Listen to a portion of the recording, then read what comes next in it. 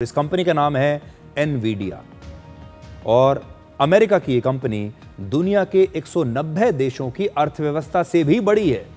आज एनवीडिया का market cap $5 trillion यानी 440 लाख करोड़ रुपए का है और दुनिया में पहली बार किसी कंपनी का मार्केट कैप इतना ज्यादा हुआ है। मार्केट कैप का मतलब होता है अगर आज कोई भी व्यक्ति, कोई भी कंपनी एनवीडिया को खरीदना चाहे तो बाजार में इस कंपनी की कीमत 440 लाख करोड़ रुपए होगी।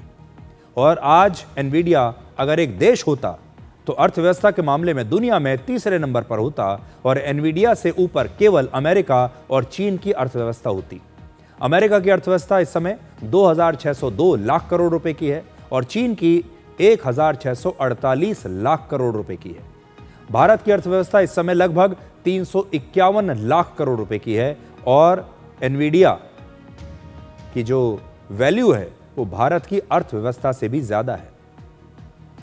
अब आप समझ सकते हैं कि एनवीडिया की कीमत इस समय भारत की अर्थव्यवस्था से ज्यादा हो गई है।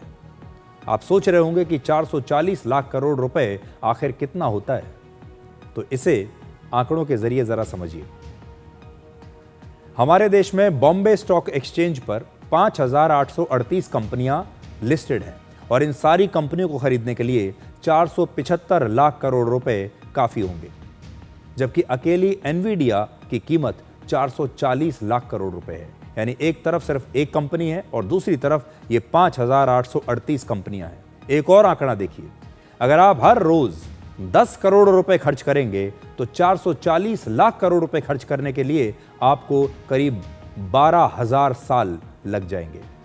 10 करोड़ रुपए हर रोज आप 12,000 साल तक खर्च कर पाएंगे, तब जाकर इतना पैसा खर्च होगा। यानी इतना पैसा खर्च करने के लिए आपको न जाने कितने जन्म लेने पड़ेंगे।